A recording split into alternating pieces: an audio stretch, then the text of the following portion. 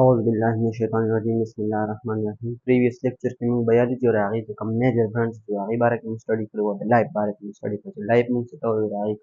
کوم properties دي چې په بیس باندې موږ د یو living او non living organism په بیس کې څه کوو difference کولی شو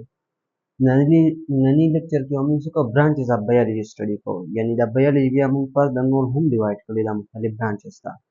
on the basis of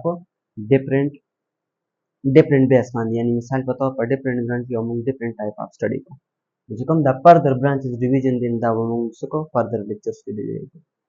نو first of all چې کوم first one branch دی ته موږ وایو morphology نو morphology موږ څه ته وایو چې we study about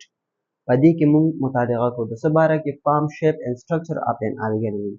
چې د یو organism form شکل صورت څنګه دی څه شو shape form and structure هغه structure ساخت څنګه دی یعنی مطلب څنګه type of bones نه جوړ دی هغه bones په کوم type باندې یو ځای شوي دي ټیک شو هغه bone function څه دی ټیک شو of an organism یعنی چې هغه برانچ په هغې کې موږ د یو organism د form shape and structure باره کې study کوو داسې type study ته موږ څه وایو دا د biology کوم یو برانچ دی morphology برانچ دی یعنی دې ځای کې به یو د دې برانچ موږ یو جنرال شان study وکړو further chapters کې بیا راځي موږ سره یو term یوز کېږي ته موږ وایو homologous structures homologous structures هغه structures ته موږ وایو چې د هغې embryonic origin same وي یعنی مطلب چې کوم bones پکې وي یا کوم patterns یا پکې mostly موږ سره څه وي same وي نو داسې type structure ته موږ څه وایو homologous structures وایو په different organisms کې نو دې کې دا درې examples دي first one موږ څه لیکلی دی چې human arms چې کوم د انسانانو مطلب لاس دی ټیک شو second موږ سره دی birds wings چې کوم مطلب مرغۍ دي د هغې څانګونه لاس ٹھیک شو او pectoral fins of whale چې کوم ویل فش دی کب دی د هغې کوم pectoral fins دي چې کوم مخې ته fins دي دغه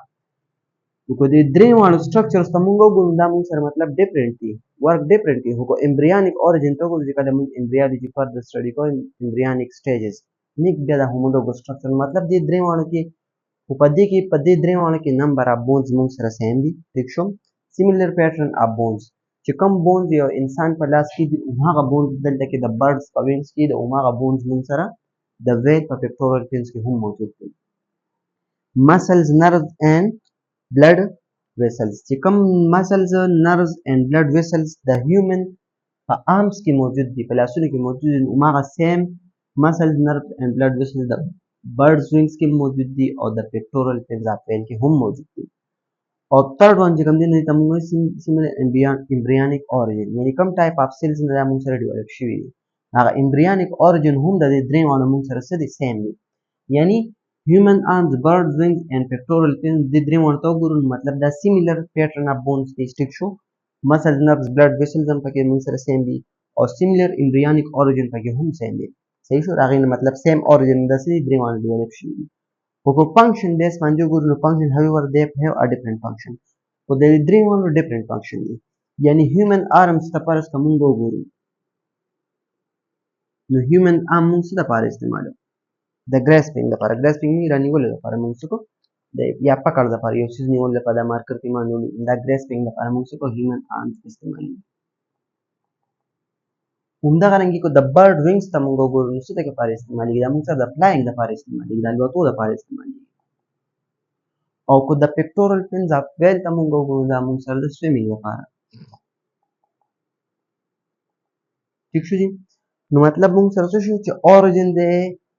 same دی خو یې نه باوجود function موږ سره different شو کله داسې type study موږ کوو دې ته موږ څه وایو morphology دې کې اوس ورته وګورئ د structure باره کې موږ structure same دی ټیک شو function خو کوم function نه موږ سره different شي داسې type study کوو چې دا ولې different شو د ولې ځان داسې modify کړه دې bones ولې په داسې type شو क्योंकि د ماحول ته adaptation د living organism دی نه previous lecture کې موږ دا هم ویلي چې adapt to the environment یعنی دی به خپل environment ته ځان adapt کوي چونکه مطلب origin هر څه same دی چونکه arms موږ د grasping لپاره استعمالوو نو هغه bones مطلب په دغه type develop شو د bird wings چې دی flying لپاره استعمالېږي نو هغه په دغه type باندې develop شو او د pectoral fins of whale موږ سره swimming یعنی په aquatic environment کې دی نو هغه موږ سره دغه type develop شو نو داسې type study چې کله موږ د یو organism باره کې کوو د هغه form shape structure نه ته موږ څه وایو دا biology کوم یو branch دی دا morphology branch دی second branch ورپسې بیا موږ سره راځي anatomy موږ څه ته وایو چې internal structures of organism چې هر کله د یو organism اندروني structure باره کې study کوو یعنی موږ ته موجود نه یو، موږ ګورو جنرالي اوس یو انسان دی هغه د زړه باره کې سټډي کوي، هارت کډني چې یاره هارت څنګه دی، څو چیمبرز دي پکې، د څه نه جوړ دی، څنګه ټایپ جوړ دی، پمپینګ څنګه کوي. چې داسې قسمه سټډي کوم کس کوي، یا کډني دي، کډني څونه دي په انسان کې، دوه دي یوه ده، کم شیپ ده،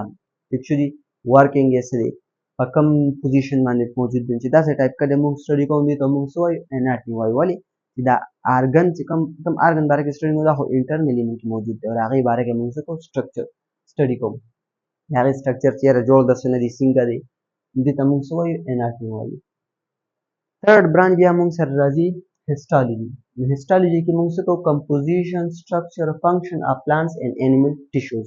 چې هر کله د پلانټس یا د انیملز د ټیشوز باره کې موږ څه کوو، سټډي کوو. او ټیشوز موږ څه ته وایو چې کله مطلب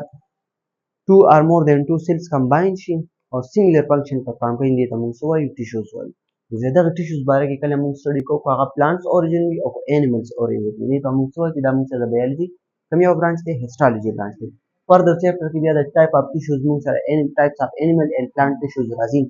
ولکه دې ځای پورې صرف دومره یاد ساتئ چې هر کله موږ د پلانټس یا د انیملز ټیشوز باره کې سټډي کوو او کوم برانچ کې به سټډي کوو، موږ سره هیسټالوجي کې راځي. فورث ون بیا موږ سره دی فزیالوجي. نو فزیالوجي موږ سره څه دی، فنکشن. دې کې به موږ څه کوو، د یو کوم لیوینګ ارګانیزم دی د هغه کې چې کوم پارټس دي یا کوم ارګنز دي د هغې د فنکشن باره کې به سټډي کوو. یعنی موږ ته پته ولګېده چې په انسان کې زړه دی، اوس د زړه کار څه دی، ټیک شو، پمپینګ اپ بلډ. دارنګه موږ ته پته ولګېده چې انسان کې کډنیز دي، کډنیز کار څه دی، فلټریشن اپ بلډ، بلډ شو یا کوم مطلب فلټریشن فینامنا ده. دارنګه موږ سره لنګز دی، ایکسچینج اف ګیسز، چې کوم ګیسز موږ اکسیجن دننه واخلو دا خو ډایرکټ نه ځي، یو فینامنا په تروبه ځي، یا موږ کاربن ډای اکساید بار روبس نو ډایرکټ نه راځي، یو فینامنا په تروبه راځي. چې کوم دغه فینامنا یا کوم فنکشن باره کې سټډي کوو نو موږ سره څه شي، دا موږ سره فزیالوجي شوه. یعنی فزیالوجي کې موږ د ډیفرنٹ پارټس اف ارګانیزم سټډي کوو،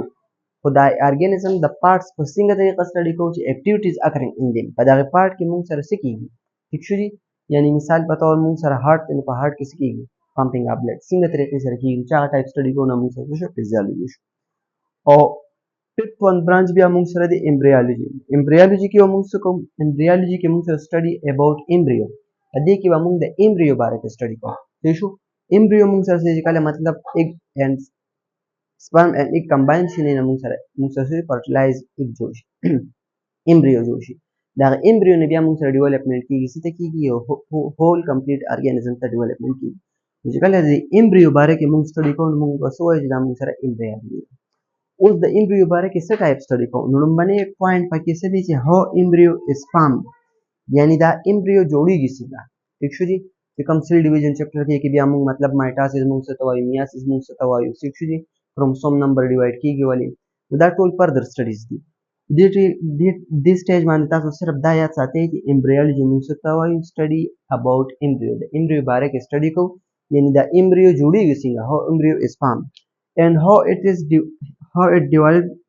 into a complete organism. او بیا فردر دا کوم امبریو موږ سره جوړ شو دنه یو هول ارګانیزم څنګه جوړیږي، دا ډیولپمنٹ په کوم سټیج کې کوم سټیج کې څه څه فینامیناز کیږي.